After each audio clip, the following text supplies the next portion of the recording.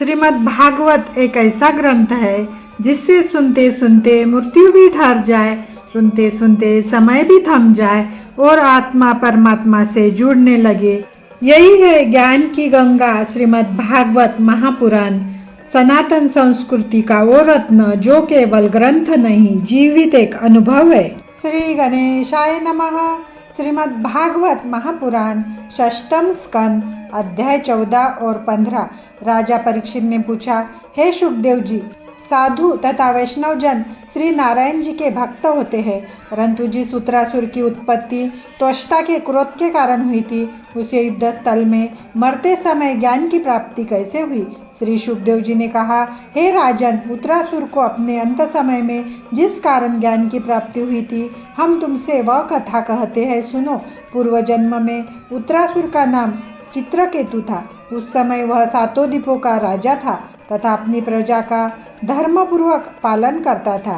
राजा चित्रकेतु के 1 करोड़ स्त्रियां थी, परंतु उसके कोई पुत्र नहीं था, इसलिए वह सदैव दुखी रहता था। एक दिन अंगिरा नामक ऋषि अपनी इच्छा से राजा के भवन में आ पहुँचे। राजा ने ऋषि का अत्यंत आदर सत्कार करके पूजन किया। जब ऋषि ने राजा को उदास देखा तो इस प्रकार पूछा, हे राजन, तुम इतने प्रतापी तथा धर्मात्मा होकर भी ऐसे उदास क्यों दिखाई देते हो? यह सुनकर राजा ने हाथ जोड़कर उत्तर दिया, हे प्रभु, आपके आशीर्वाद से मुझे सभी सुख प्राप्त है, परंतु मेरे कोई संतान नहीं है, इसलिए मैं निरंतर दुखी रहता हूँ। जिस प्रकार किसी भूखे प्यासे मनुष्य के शरीर में चंदन आदि सुगंध लगा दी जाए, परंतु इससे उसकी भूख नष्ट नहीं होती, उसी प्रकार 7 द्वीपों का राज्य पाकर के भी संतान के बिना मुझे सुख नहीं है। हे मुनिनाथ, अब आपसे मेरी यह प्रार्थना है कि जिस प्रकार आप कृपा करके यहाँ पधारे हैं, उसी प्रकार अपने आशीर्वाद से मेरी इस चिंता को नष्ट कर देने का उपाय भी करें। राजा के ऐसे दीन वचन सुनकर ऋषि ने कहा, हे राजन, तुम्हारे भाग्य में संतान नहीं लिखी है। अंत ईश्वर की इच्छा समझकर तुम्हें संतोष धारण करना चाहिए। हम भवसागर से पार उतरने का उपाय बतलाते हैं। तुम श्री नारायण जी का भजन एवं स्मरण करो, उससे तुम्हारी मुक्ति हो जाएगी। ऋषि की बात सुनकर राजा ने कहा, हे प्रभु, पुत्र के बिना मुझे ज्ञान ध्यान आदि कुछ भी अच्छा नहीं लगता है।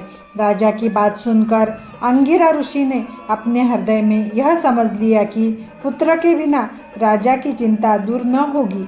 यह सोचकर ऋषि ने फिर कहा, हे राजन, यदि तुम ऐसा ही हट कर रहे हो तो तुम्हें एक पुत्र की प्राप्ति अवश्य होगी, परंतु उसके कारण तुम्हें पहले तो बहुत हर्ष होगा, बाद में महान दुख उठाओगे। राजा ने उत्तर दिया, हे प्रभु, आप मुझे एक बार पुत्र का मुख दिखला दीजिए, फिर जो होगा वो होता रहेगा। यह सुनकर अंगिरा ऋषि ने पुत्र प्राप्ति के लिए राजा से यज्ञ करवाया। तदनंतर यज्ञ की समाप्ति पर जो साकल्य बचा उसे राजा को देते हुए कहा, हे राजन, इस साकल्य को तुम अपनी एक रानी को खिला दो, इससे तुम्हें पुत्र की प्राप्ति होगी। यह सुनकर राजा ने वह साकल्य अपनी बड़ी रानी कृतघ्रुति को खिला दिया। श्री नारायण जी की कृपा से उसी समय रानी को गर्भ रह गया तथा उसने 10वें महीने एक पुत्र को जन्म दिया। हे परीक्षित, पुत्र जन्म का समाचार सुनकर राजा ने 6 अरब गोये ब्राह्मणों को विधिपूर्वक दान दी तथा प्रत्येक छोटे बड़े व्यक्ति को मुँह मांगा धन देकर इस प्रकार प्रसन्न कर दिया, जिस प्रकार श्रावण भादों में पानी बरसने से प्रजा को सुख प्राप्त होता है। राजा चित्रकेतु को उस बालक से ऐसा स्नेह हुआ कि वह 8 प्रहर अपनी बड़ी रानी के पास ही रहने लगा। जब अन्य रानियों ने यह देखा कि बालक के मोह के कारण राजा अब उनकी ओर आँख उठाकर भी नहीं देखता है, तो सोतिया डाह के कारण उन्होंने आपस में मिलकर यह निश्चय किया कि यदि इस बालक को मार दिया जाए तो राजा हम लोगों से फिर प्रीति करने लगेंगे। ऐसा विचार करके एक दिन अवसर पाकर किसी रानी ने उस बालक को विष दे दिया, जिसके कारण उसकी मृत्यु हो गई। जिस समय रानी कृतघ्रुति उस बालक को सोया हुआ समझकर जगाने के लिए गई। उस समय उसे मरा हुआ देखकर अत्यंत विलाप कर उठी। जब राजा ने यह समाचार सुना तो वह भी शोकाकुल होकर पृथ्वी पर गिर पड़ा। 12 प्रहर तक ऐसी मूर्छा रही कि उसे अपने शरीर की भी कोई सुधि नहीं रही। राजकुमार की मृत्यु तथा राजा के मूर्छित होने का समाचार सुनकर सारे राज्य में हाहाकार मच गया। उस समय सभी छोटे बड़े मनुष्य विलाप करते हुए राज मंदिर में जा पहुँचे।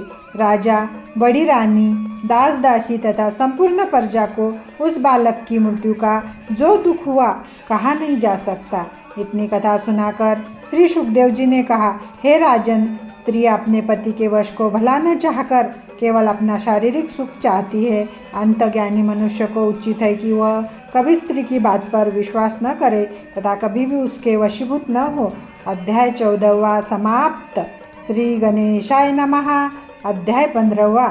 श्री सुखदेव जी बोले, हे परीक्षित, राजा चित्रकेतु के मूर्छित होने का समाचार जब सब ओर फैला, उस समय नारद जी तथा अंगिरा आदि ऋषि राजा को बोध प्राप्त कराने के लिए उसके भवन में जा पहुँचे।